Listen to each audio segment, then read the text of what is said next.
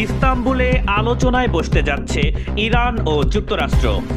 মধ্যপ্রাচ্যে ঘনীভূত যুদ্ধের মেঘ সরিয়ে দীর্ঘ কূটনৈতিক অচলায়তন ভাঙতে যাচ্ছে যুক্তরাষ্ট্র এবং ইরান।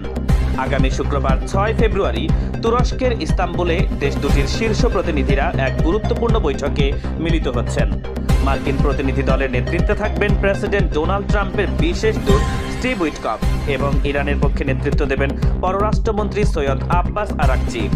কূটনৈতিক সূত্র মতে এই বৈঠকে ট্রাম্পের উপদেষ্টা জ্যারেড কুশনারেরও যোগ দেওয়ার সম্ভাবনা রয়েছে। তুরস্ক, মিশর, কাতার এবং ওমানের দীর্ঘ মধ্যস্থতায় এই আলোচনা সম্ভব হচ্ছে, যেখানে সৌদি আরব এবং আরব আমিরাতের প্রতিনিধিরাও উপস্থিত থাকবেন। আলোচনার মূল কেন্দ্রবিন্দুতে থাকছে ইরানের পরমাণু কর্মসূচি এবং সম্ভাব্য পরমাণু চুক্তি।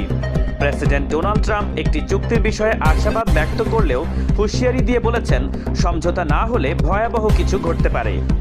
অন্যদিকে ইরান জানিয়েছে তারা একটি ন্যায়সঙ্গত চুক্তির জন্য প্রস্তুত।